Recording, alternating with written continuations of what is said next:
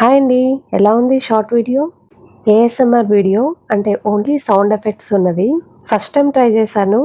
ఒక 52 seconds video అయినా దీని వెనకాల ఎంత కష్టం ఉందంటే బాగా రాలేదని, ఎఫెక్టివ్గా ఇంకా రావాలని టేకుల మీద టేకులు తీసుకుని ఇలా వీడియో షూటింగ్ ఒక ఎత్తు అయితే దాన్ని ఎడిట్ చేయడం దాని బాబు లాంటిది.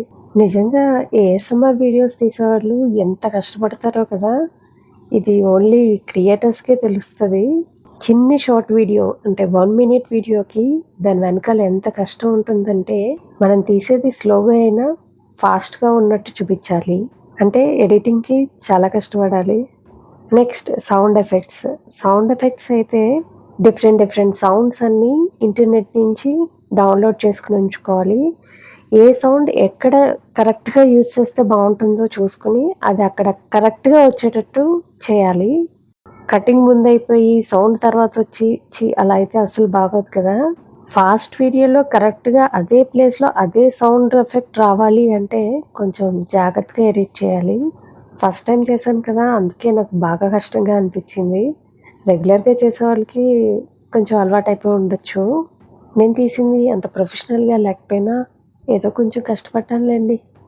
ఎనీవే, వీడియో డీటెయిల్స్లోకి వెళ్తే నేను చేసింది బార్లీ వెజిటబుల్ సలాడ్. ఈ సలాడ్ కోసం నేను yellow capsicum, red capsicum and green capsicum తీసుకున్నాను. వీటిలన్నిటినీ కూడా చిన్న ముక్కలుగా కట్ చేసుకుని ఉంచుకుంటున్నాను. అలాగే సలాడ్స్లోకి యూస్ చేసే లెట్యూస్ని తీసుకున్నాను. వీటిని కూడా కట్ చేసి ఉంచుకుంటున్నాను.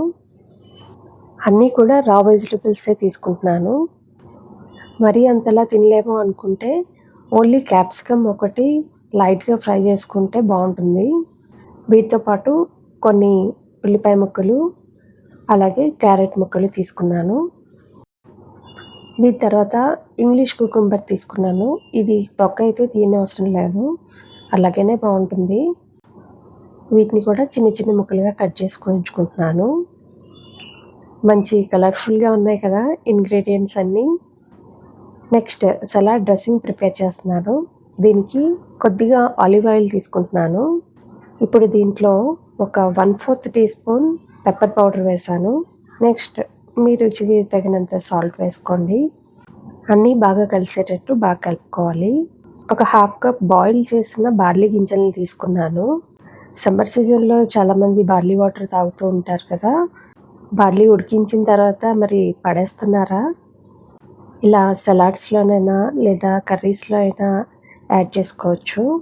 నేను ఇక్కడ వీడియో కోసమే ఇలా ఒకదాని మీద ఒకటి లేయర్స్గా వేస్తున్నాను. చూడడానికి బాగుంటుంది, కలర్ఫుల్గా ఉంది అని. గ్లాస్ కంటైనర్ యూజ్ చేస్తే ఇంకా బాగుండేమో. చూడండి, కలర్ఫుల్ లేయర్స్గా భలే ఉంది కదా. ఇప్పుడు వీటిలన్నిటిని ప్లేట్లోకి ట్రాన్స్ఫర్ చేసేస్తున్నాను. దీని తర్వాత మనం ముందుగా ప్రిపేర్ చేసి ఉంచుకున్న డ్రెస్సింగ్ ఉంది కదా, అదంతటినీ దీంట్లో వేసి బాగా కలుపుకోవాలి. ఈ సలాడ్ టేస్ట్ అయితే చాలా బాగుందండి. హెల్తీగా తినాలనుకునే వాళ్ళు ఇలా రోజు సలాడ్స్ తినండి. గ్యారంటీగా వెయిట్ లాస్ కూడా అవుతారు. ఇప్పుడు ఈ సలాడ్లోనే ఫైనల్గా ఒక 1/2 చెక్క నిమ్మరసం అయితే పిండాను. సలాడ్స్ చేసుకోవడం అయితే చాలా ఈజీ, అలాగే న్యూట్రిషన్ వాల్యూస్ కూడా బాగా ఎక్కువ ఉంటాయి. మీరు నా ప్రీవియస్ వీడియోస్ చూస్తున్నట్లయితే ఈ పాటికే అర్థమైపోయి ఉంటుంది డయాబెటిక్ కేర్ వీడియోస్ పెడుతున్నానని. సో ఈరోజు మా వారికి లంచ్ అయితే నేను ఇట్లా ఇచ్చాను. సలాడ్, 2 రోటీస్, 1/2 కప్ రైస్ తీసుకున్నాను. అది కూడా ఈరోజు దద్దోజనం కింద చేశాను. ఏదో ఒక ఐటెంలో దాల్ ఉంటుంది, సో ఇవాళ క్యాబేజీ శనగపప్పు కర్రీ వండాను. అలాగే ఫైబర్ రిచ్ ఫుడ్ వంకాయ గోరుచిక్కుడు కర్రీ చేశాను. ఓకే అండి, బాయ్. నెక్స్ట్ వీడియోలో మళ్ళీ కలుద్దాం.